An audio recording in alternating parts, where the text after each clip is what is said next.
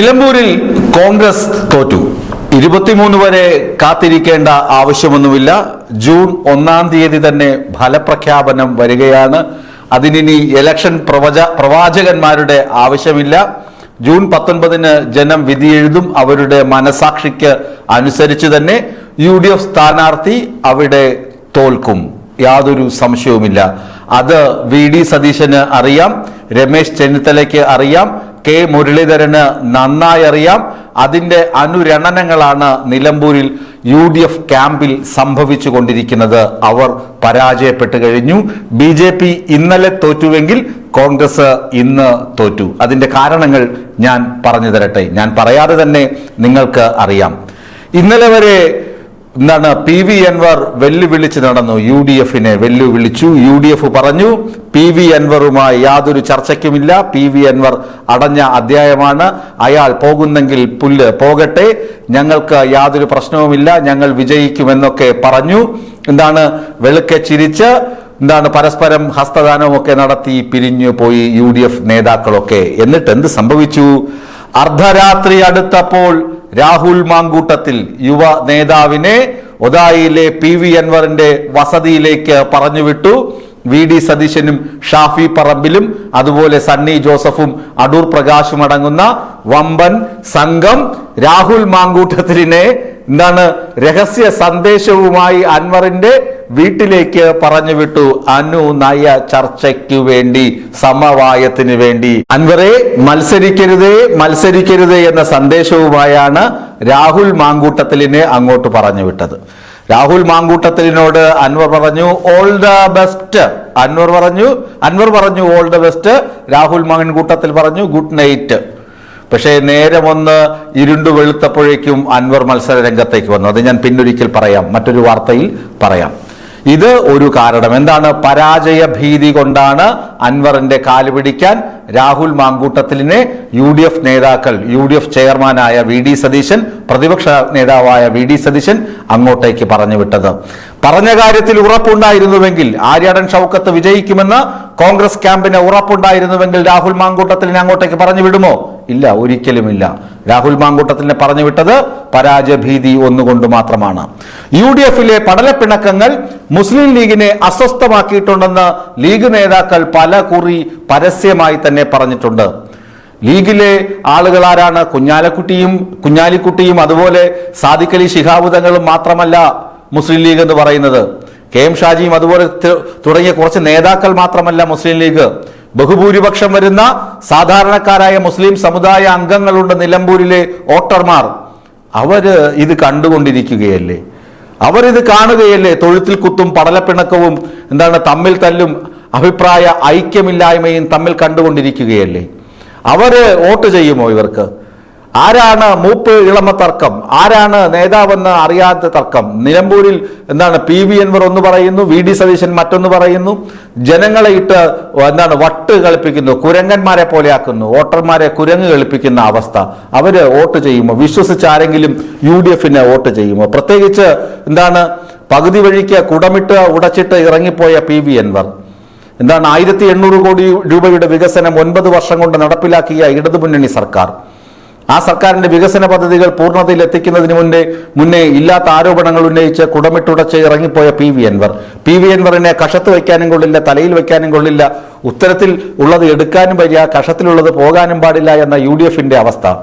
UDF-ന്റെ നിലപാടിലുള്ള വ്യത്യാസങ്ങൾ, കയറ്റിറക്കങ്ങൾ, ഇത് മുസ്ലിം ലീഗിലെ ബഹുഭൂരിപക്ഷം വരുന്ന സമുദായ അംഗങ്ങൾക്ക് ഇഷ്ടപ്പെടുമോ? അവർ വോട്ട് ചെയ്യുമോ?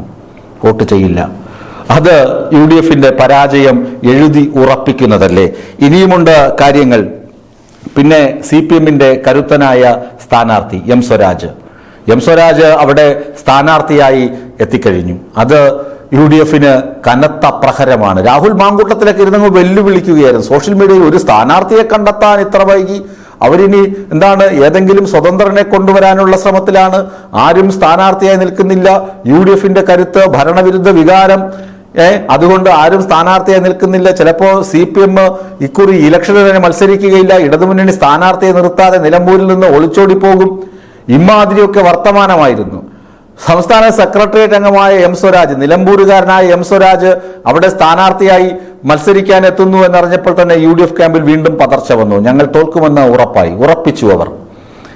ജൂൺ 23 വരെയൊന്നും കാത്തിരിക്കേണ്ടതില്ല. ആര്യാടൻ ഷൗക്കത്ത് അവിടെ ജയിക്കാൻ പോകുന്നില്ല.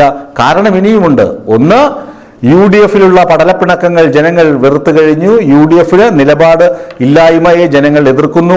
അത് തിരിച്ചറിഞ്ഞു. പിന്നെ PV അൻവർ മുഖം തിരിഞ്ഞു നിൽക്കുന്നു. PV അൻവർ ആര്യാടൻ ഷൗക്കത്തിനെ ശക്തമായി എതിർക്കുന്നു. അക്കാരണങ്ങൾ കൊണ്ട് ആര്യാടൻ ഷൗക്കത്തിന് ഉള്ള ജനപിന്തുണ നഷ്ടപ്പെടാനുള്ള സാധ്യതയുണ്ട് എന്ന് പറഞ്ഞ് UDF ക്യാമ്പിലുള്ള അസ്വസ്ഥത, പരാജയ ഭീതി ഒന്ന്. അതുകൊണ്ട് രണ്ട്, ഈ രാഹുൽ മാങ്കൂട്ടത്തിലെ അനുനയ നീക്കത്തിന് നയിക്കുന്നത് ഒക്കെ തന്നെയാണ് രണ്ടാമത്തെ കാരണം. മൂന്നാമത് മുസ്ലിം ലീഗിലുള്ള അസ്വസ്ഥത, മുസ്ലിം സമുദായ അംഗങ്ങൾക്കിടയിലെ അസ്വസ്ഥത. അത് UDFിലെ വോട്ട് ചോരാനുള്ള സാധ്യത തള്ളിക്കളയാനാകില്ല. അതാണ് മൂന്നാമത്തെ കാരണം. നാലാമത് CPMന്റെ കരുത്തുറ്റ സ്ഥാനാർത്ഥി M സ്വരാജ്, നിലമ്പൂരുകാരൻ, പാർട്ടി സംസ്ഥാന സെക്രട്ടേറിയറ്റ് അംഗം. പിന്നെ ഇതുവരെയുള്ള വികസന പ്രവർത്തനങ്ങളാണ്, പ്രോഗ്രസ് റിപ്പോർട്ടാണ് നാട്ടുകാർക്ക് വോട്ടർമാരുടെ മുന്നിൽ വോട്ടഭ്യർത്ഥനയുമായി പോകുമ്പോൾ ഇടതുമുന്നണി കാണിക്കാൻ പോകുന്നത്. ഇതും UDF ക്യാമ്പിനെ അസ്വസ്ഥമാക്കുന്നുണ്ട്. ഇനി ആര്യാടൻ ഷൗക്കത്ത് എന്ന സ്ഥാനാർത്ഥി. ആര്യാടൻ ഷൗക്കത്ത് ആര്യാടൻ മുഹമ്മദിന്റെ മകനാണ്. നന്മയുള്ള നേതാവാണ് അദ്ദേഹം. വ്യക്തിപരമായി നോക്കുകയാണെങ്കിൽ സാംസ്കാരിക പ്രവർത്തകനാണ്. KPCC ജനറൽ സെക്രട്ടറിയാണ്.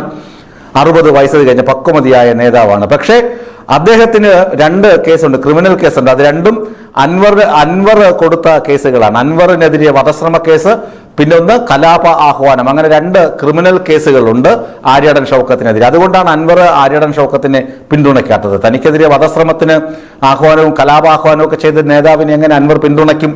അതാണ് ഒന്നാമത്തെ വലിയ ചോദ്യം. പിന്നെ ആര്യാടൻ ഷൗക്കത്ത് കഴിഞ്ഞ തവണ 2021 തെരഞ്ഞെടുപ്പിൽ DCC പ്രസിഡന്റായിരുന്ന VV പ്രകാശ് തോൽക്കാനിടയായ സാഹചര്യം എന്താണെന്ന് VV പ്രകാശിനെ ഇഷ്ടപ്പെടുന്ന ബഹുഭൂരിപക്ഷം വരുന്ന കോൺഗ്രസുകാർ ഇപ്പോഴും നിലമ്പൂരിലുണ്ടല്ലോ.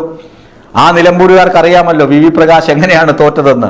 ആര്യാടൻ ഷൗക്കത്ത് ചരട് വലിച്ചത് കൊണ്ടാണ് VV പ്രകാശ് അവിടെ തോറ്റുപോയതെന്ന് എല്ലാ ആളുകൾക്കും അറിയാം.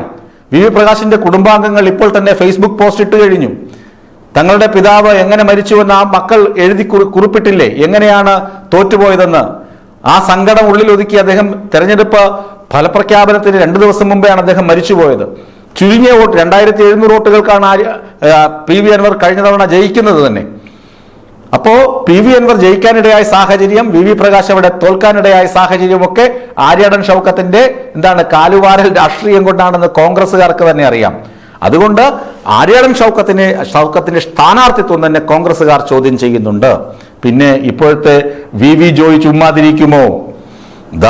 തനിക്ക് സ്ഥാനാർത്ഥിത്വം ലഭിക്കും എന്ന് കരുതിയിരുന്ന VV ജോയ്ക്ക് സ്ഥാനാർത്ഥിത്വം ലഭിച്ചില്ല. എന്തുകൊണ്ട് ലഭിച്ചില്ല?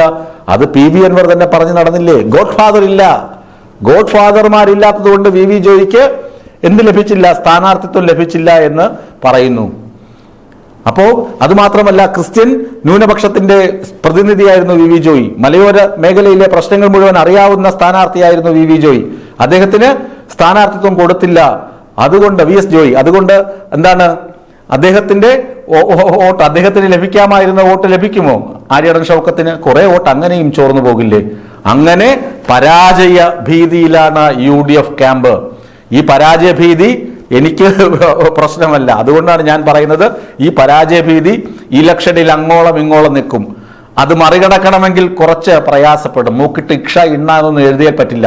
പാലക്കാട് ചെന്ന് കളിച്ചതുപോലെ ഉടായിപ്പൊന്നും നിലമ്പൂരിൽ കളിക്കാൻ പറ്റില്ല.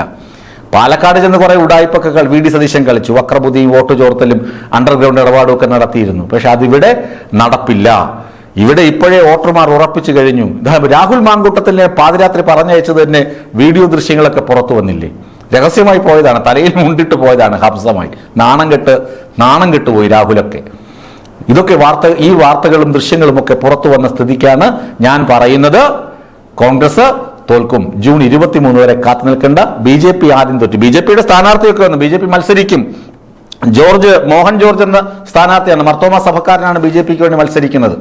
അത് വലിയ വാർത്തയ്ക്ക് സാധ്യതയൊന്നുമില്ല. അതുകൊണ്ട് കോൺഗ്രസിന്റെ വാലായിട്ട് ഇങ്ങനെ കിടന്നാൽ മതി. കാരണം BJPയുടെ വോട്ട് കോൺഗ്രസിന് കൊടുക്കാമെന്ന ധാരണയൊക്കെ ആയിട്ടുണ്ട്. ഈ വാർത്ത അവസാനം വരെ കാണുന്നവർക്ക് മാത്രമേ ഈ വിവരം ലഭിക്കുകയുള്ളൂ.